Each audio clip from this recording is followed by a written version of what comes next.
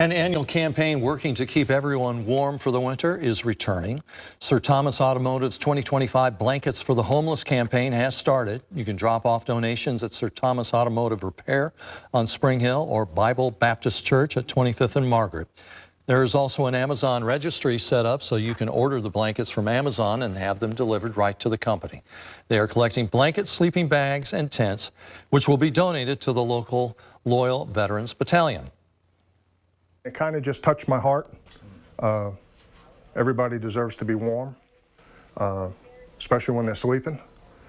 And then the Veterans Battalion is an awesome place. If you've never been there, never just took a tour, walked around, talked to the guys, it's an awesome place.